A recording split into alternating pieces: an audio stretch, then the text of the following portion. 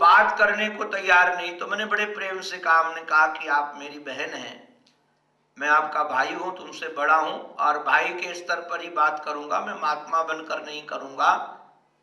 तुम्हारा क्या उद्देश्य है, क्यों ऐसा काम किया? उसने कहा कि यदि अब कोई व्यवधान डालता है हम दोनों को अलग करने के लिए तो मैं लड़के को भी गोली मार दूंगी, अपने को भी मार लूंगी।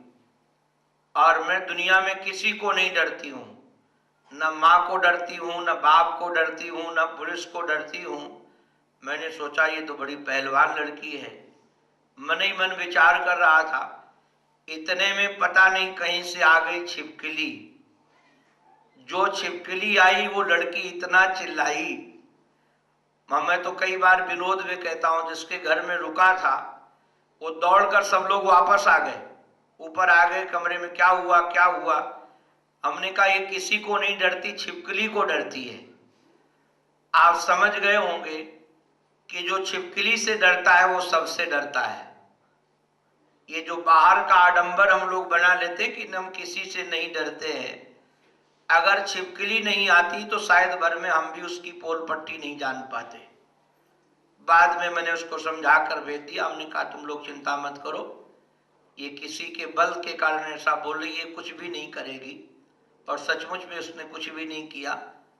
बच्चे का दोबारा विवाह हुआ, उसका भी विवाह होकर कहाँ गया कुछ पता नहीं। मैं निवेदन कर रहा था कि धैर्य का पता, धीरज का पता व्यक्ति के जीवन में विपत्ति में पड़ता है। ऐसे हम कितने धर्मशाली हैं, हमारे जीवन में धर्म के प्रति कितनी निष्ठा है, ये जब तक विपत्ति नहीं आएगी तब तक पता नहीं चलेगा।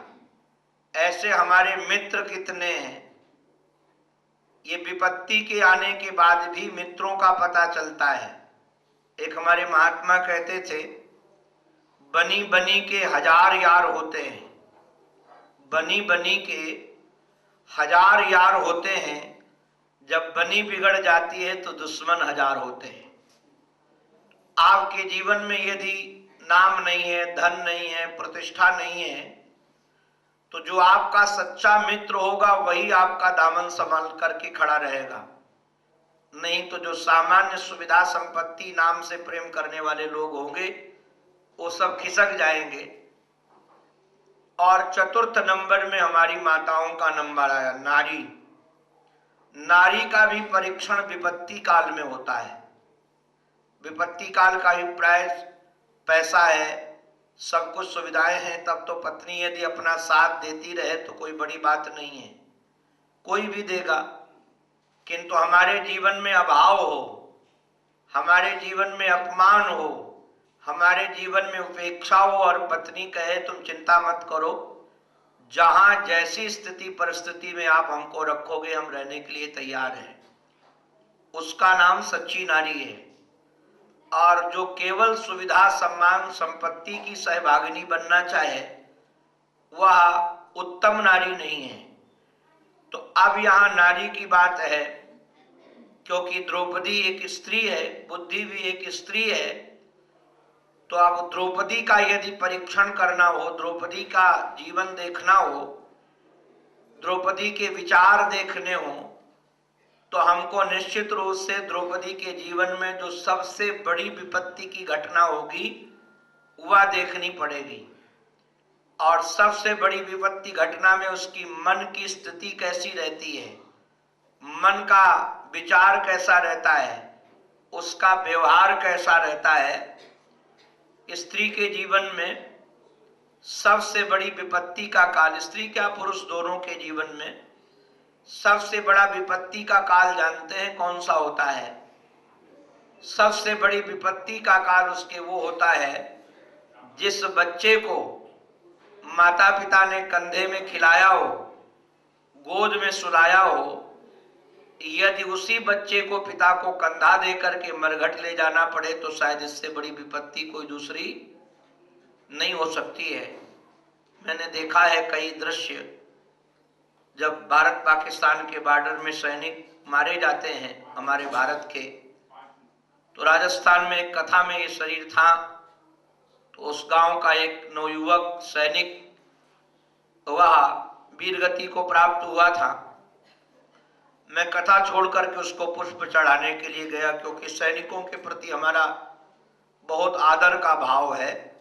मैं उनको भी एक तपस्वी के रूप में ही देखता हूँ, तो हमारा आदर का भाव है कि जब मैं उसके यहाँ गया, जाकर पुष्प चढ़ा करके उसके शरीर को प्रणाम किया, मैंने माता पिता की स्थिति देखी।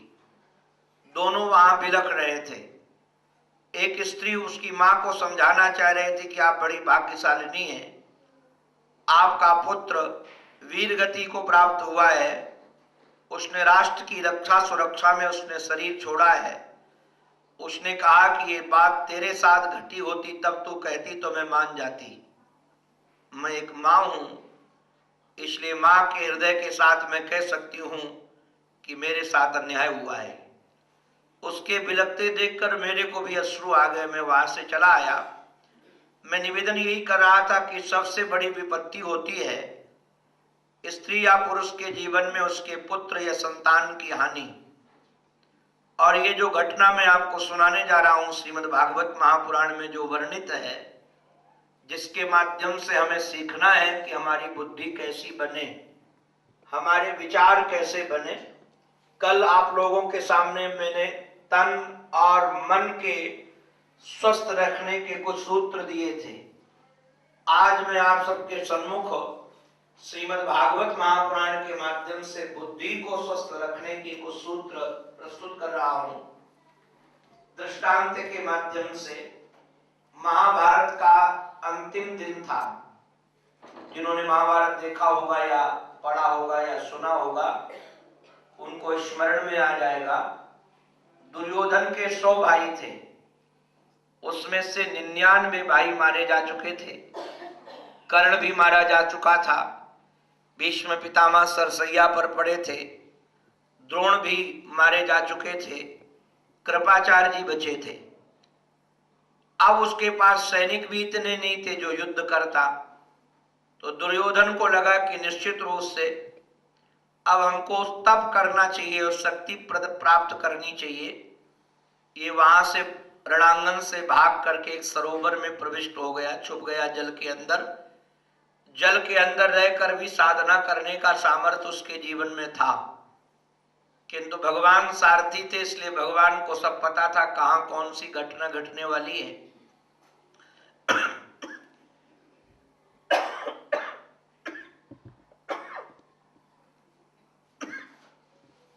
नारायण नारायण नारायण। भगवान भीम दादा को लेकर के गए और ले जाकर के कहा कि तुम ललकार लगाओ। वह सरोवर के पास में खड़ा होकर के जब भीम ललकार लगाता है, अरे कायर कहीं के, अपने 99 भाइयों को खा करके अब स्वयं अपने प्राणों को बचाने के लिए सरोवर में छुपा है।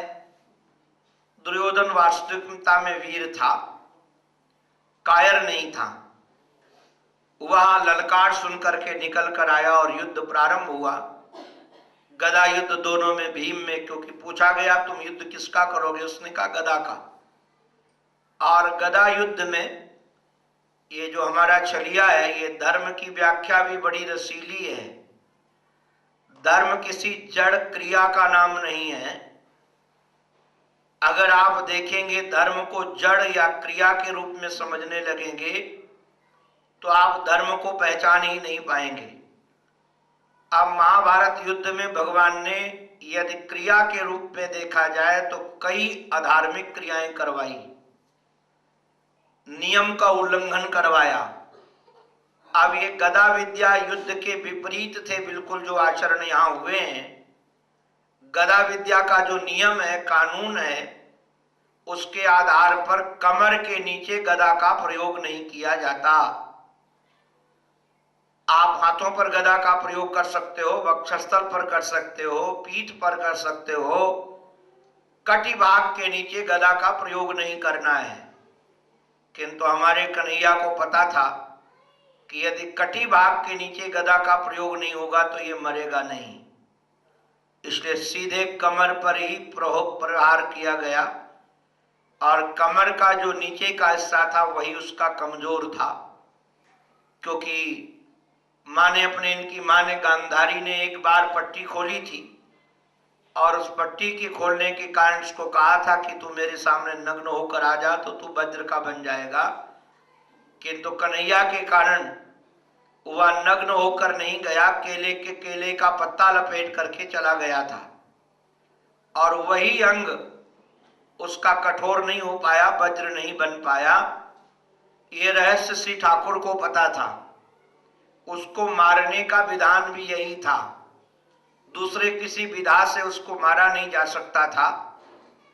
महाराज भीम दादा ने कन्हैया के इशारे पर, महाभारत पर पढ़ोगे तो पता चलेगा, वहां दाऊ दादा और कन्हैया का भी युद्ध होने के चांस हो गए थे, क्योंकि दाऊ दादा का शिष्य ही था दुर्योधन। और जब वहां पर कन्हैया ने इशारा किया तो भीम ने उसके कमर के नीचे जो मारा सो धराशायी हो गया। विजय की घोषणा कर दी गई। दाऊ दादा आ गए। उस समय दाऊ दादा धर्म की दुहाई देने लगे, तो हमारे कन्हैया तो बड़े चतुर हैं, ये तो सारथी थे। कन्हैया ने कहा, दादा इसी समय धर्म की दुहाई देने का समय आया है। जब युद्ध का समय था तो आप पलायनवादी हो गए थे। अगर आप धर्म को जानते हो, धर्म को मानते हो, तो आप किसी के साथ युद्ध में खड़े होते। इन्होंने जितने अधर्म के काम किए उसने शायद किसी ने नहीं किया होगा। जब इन्होंने हमारे भांजे अभिमन्यु का वध किया तो सारे युद्ध के कानूनों को ताक में रख दिया था, और यहां तो केवल अकेले भीम है, और वहां सारे के सारे अतिरथी महारथी लोगों ने मिलकर उस बेचारे को रणांगन में मारा था। उस समय कहां चले गए थे? और दूसरी बात आपसे मैं पूछता हूं, जब इस सभागे ने हमारी बहन द्रौपदी को कहा था कि आ करके तो हमारी जंघा में बैठ जाओ, अंधों के अंधे ही होते हैं, अंधों के बीच में नग्न होने में क्या जाता है, उस समय आप कहां चले गए थे? और जब भीम दादा ने यह प्रतिज्ञा की थी कि इसकी मैं जंघाएं तोड़ दूंगा, तो उस समय प्रतिज्ञा आप अगर ये नहीं करते तो प्रतिज्ञा कैसे पूरी होगी? ठाकुर जी के सामने नहीं चली और हमारे श्री दाऊ दादा को वहां से जाना पड़ा। जिस घटना का मैं वर्णन करना चाहता हूं आपके सामने, जहां द्रौपदी का स्वभाव, द्रौपदी का शील, द्रौपदी का व्यवहार प्रकट होता है, जो हमारी मति उस आकार प्रकार स्वभाव वाली बने, वहां को ले चलना चाहते हैं। ज्यादा घटना का हम विस्तार नहीं करेंगे। दुर्योधन वहां करा रहा था और रात्रि में अश्वत्थामा आया। अश्वत्थामा परम लोभी था, राज्य के लोभ की प्राप्ति के लिए उसने एक काम कर डाला जो युद्ध के कानून के विपरीत था। पांचों पांडवों से 5 पुत्र उत्पन्न हुए थे द्रौपदी से, जो वीर थे, और ऐसे वीर थे जिनकी वीरता से लोग कांपते थे। महाभारत युद्ध जिस दिन पूरा हुआ उस दिन हमारा सब लोगों ने बहुत उत्सव मनाया था, और उत्सव मनाकर सब शिविर में सोए हुए थे। मैं कई बार लोगों को कहता हूं कि जीवन में जब संपत्ति आए तभी किसी संत के साथ संबंध बनाकर रखना, इससे आपके जीवन में अभिमान नहीं आएगा तो पतन से बच जाओगे। और विपत्ति आए आपके जीवन में तब भी किसी संत के साथ संबंध बनाकर रखना, जिससे चाहे कितनी बड़ी विपत्ति आए आप टूट नहीं पाओगे। आप में सामर्थ्य, आपकी ऊर्जा बनी रहेगी, जिससे आप दोबारा खड़े हो सको। दोनों काल में, संपत्ति और विपत्ति काल में, हमको सज्जन पुरुषों का संग परम आवश्यक है। ठाकुर जी साथ में थे। ठाकुर जी उस दिन विजय की रात्रि में पांचों पांडवों को लेकर के संतों के शरण में चले गए। आज हम रणांगन में नहीं सोएंगे, आज हम शिविर में नहीं सोएंगे, संतों के पास जाएंगे। ठाकुर जी के 2 उद्देश्य थे। एक तो लगता था इतने बड़े युद्ध में ये लोग विजयी हुए, इनके पास सेना भी उतनी नहीं थी, बल भी उनके पास नहीं था, कहीं अभिमान न हो जाए कि मैंने अपने पुरुषार्थ से ये युद्ध जीत लिया है।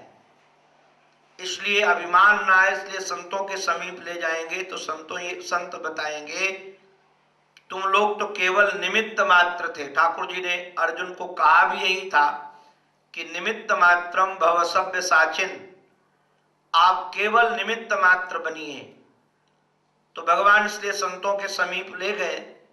और दूसरा, भगवान को पता था कि अगर ये शिविर में रहेंगे तो हो सकता है ये पांचों पांडव मारे जाएं, क्योंकि काल उनके सर पर मंडरा रहा था। और रात्रि में यही घटना घटी। रात्रि में गुरुपुत्र अश्वत्थामा, जो महाराज ऐसा बलशाली था, आपको उसके बल का यदि वर्णन करने लगे तो आप लोग दांतों तले उंगली दबाओगे। और अभी भी अश्वत्थामा है। महाभारत काल के लोग अभी भी हैं। गुजरात में एक स्थान है जहां सरदार सरोवर डैम बना है। वहां पहले जल के अंदर एक मंदिर था, जिस मंदिर का नाम था शूलपाणेश्वर। और हमारे मोदी जी ने वो मंदिर निकलवा करके, मूर्ति तो नहीं निकल पाई क्योंकि भगवान शिव की लिंग इतनी गहरी थी कि वो निकाल नहीं पाए किसी यंत्र से। और वह जल भरना था, वहां डैम बनाना था, विकास के लिए ये जरूरी था। तो उन्होंने जहां डैम बना उसी के पास में ही शूलपाणेश्वर का मंदिर बनाया है।